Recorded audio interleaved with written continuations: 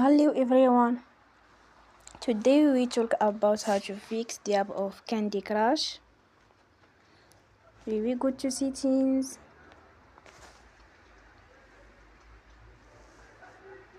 Then we click on apps. After that you will search the app Candy Crush and you will click. Then you will on for stop. After that you will go to storage. Then we click on clear cache.